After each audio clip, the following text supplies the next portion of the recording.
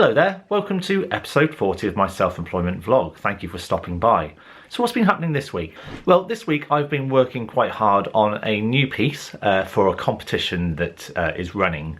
Now there is a sample library company called Orchestral Tools, and they've got a competition at the moment where they've set the brief of taking some free samples that they've provided for use in the competition, and then you can use any other sort of sounds or other sample libraries that you want, and you're going to use the sounds and the samples provided to create a piece of music about the discovery of a new universe.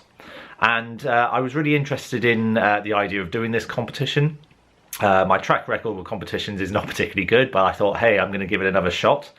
And I decided to go for a slightly unorthodox approach. I thought about the possible pieces that this competition might inspire.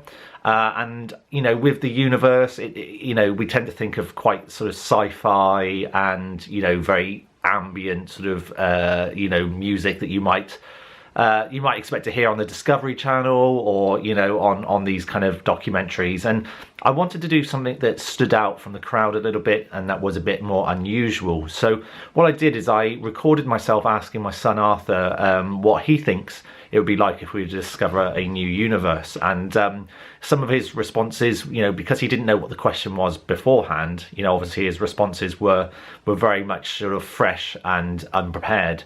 And there are couple of points that I took from his answers, and then I've taken them and mangled them up and done lots of sound design with them, and then I added a more kind of conventional orchestral backdrop to it with a little bit of synth in there as well, but very much a focus on sound design on this one. You can just see it behind me. That's the actual track that I've done. And I'll include a link at the end of this video where you can actually take a listen and see what you think. So some of his responses, he talked about, he thinks it would be quite crazy, you know, and it would, you know, if suddenly we discovered a whole new universe. I think it would be quite a crazy thing to comprehend. He talked about possibly missing our planet. I think he was thinking that perhaps maybe we would end up moving to this other universe. I don't think that would be the case, but I think that's how he kind of perceived it.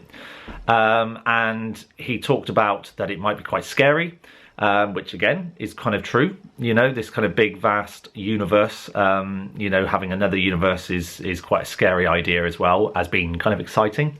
And then I like at the end, the music kind of goes more bright and optimistic, because he talks about that, you know, as long as the aliens in this other universe are friendly, then it'll be okay. And I like that. I like the simplicity of a child's response to questions, because, you know, they just sort of say it as it is. And yeah, if there was another universe with aliens in it, as long as they're okay with us, you know, it's fine. So yeah, I really like that. So do take a listen and see what you think. I'm quite pleased with it. Results, I believe, get announced, I think it's the 28th of November or the 23rd. It's somewhere in the 20s. And it'd be nice, you know, it'd be nice to win a competition, you know, because I think my ideas are strong. But it all comes down to what the judges are looking for at the end of the day. So, you know, we just have to, you know, keep our fingers crossed, really. And I've listened to some of the other entrants because they're on YouTube. And there's, you know, once again, very high quality stuff out there. So it's anyone's prize, really. But we'll see what happens. Apart from that, my main focus this week has been setting up online piano teaching, because sadly, the music school that I teach at, the Telford Music School in Wellington, sadly we were unable to open. We were hoping that we would be able to remain open as an educational sort of institution, but sadly it was announced that it's not possible. So I've had to sort of organise all of my pupils to go online. Now that's obviously quite a challenge, because, you know, I have to schedule it around, you know, my life and also around their lives, and, you know, getting everyone to sort of slot in the right places. But thankfully I've managed to do it. I've lost a few pupils, sadly, but, you know, understandably not everyone wants to do online, so I get that. I'm just hoping that I can sort of regain them in the future when we do go back to face-to-face. I think it's been relatively successful, the online lessons with the new pupils. Obviously those that I already taught online, it's fine.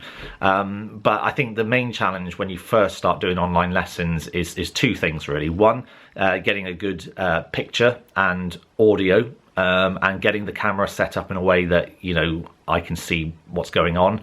And, you know, some people have tablets, some people use their phone, and actually it's quite hard to maybe set up a phone or a tablet unless you've got like a special tripod or mount. You end up having to kind of just rest it against whatever you have in the house, and sometimes that doesn't work so well.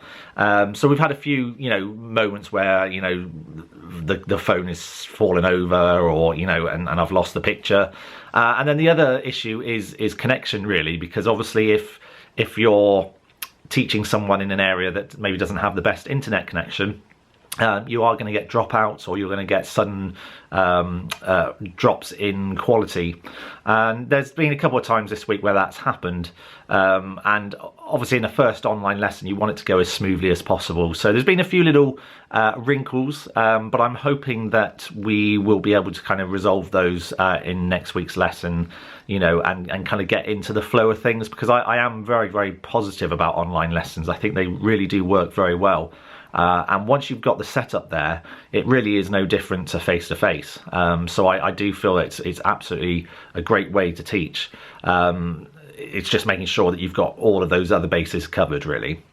Apart from that, nothing else has really been happening. I didn't go out busking in the end. I know last week I was talking about going out busking, you know, just before the lockdown, but I decided against it. I wasn't feeling it. I wasn't feeling ready to go out, and, you know, I didn't want to just go out for the sake of it and be, you know, ill prepared. You know, I wanted to make sure the next time I go out, I'm prepared and ready to go.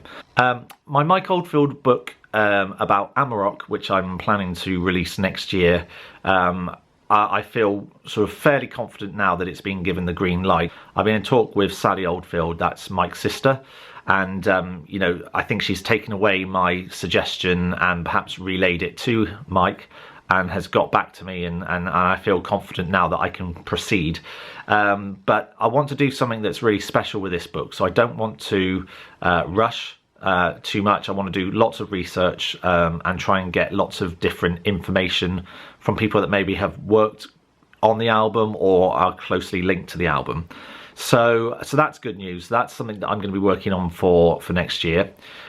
Alongside that, I've also got another book for the On Track series from Sonic Bomb Publishing coming out, and hopefully at some point I'll be able to divulge who, or when I say who, well, it could be a single person or it could be a band, who it's about. So that's exciting. So 2 books for 2021. I'm in the process of, you know, still continuing on my piano book, which is aimed at younger pupils, where they have custom hand-drawn illustrations, which then they can colour in as well, and a little story that goes with all the different animals. So yeah, it's, you know, things are still busy at the moment. I'm still, you know, very active and very busy with things. So far so good. So I'm just going to continue on doing my thing. I've got my eye on some more sample libraries at the moment, but it all costs money, and I'm so tempted by some, so tempted, but I don't know at the moment. I'll have to see how things go, and maybe there'll be a Black Friday sale or something like that. But there's particularly at the moment I'm interested in solo strings, so particularly more for like string quartet writing, or some really good high quality solo violin sample libraries. And there's lots around. I've done lots of research and seen lots that I really like the look of. They all vary in price, and it's a difficult one. It's so hard. You know, it's not like when you go into a shop and you buy something and you sort of change your mind, you can take it back. It's, you know, you're committing to a purchase. So I'll have a think and, you know, see how things go. But that's it. Thanks for stopping by. Can you believe it's episode 40 already? You know, this year is just, whilst it's been not the best of years, you know, globally, it's gone so fast, unbelievably quick. So yeah, incredible. But anyway, I'm going to see you next week. Take care, keep safe, and yeah, see you soon. Take care, bye.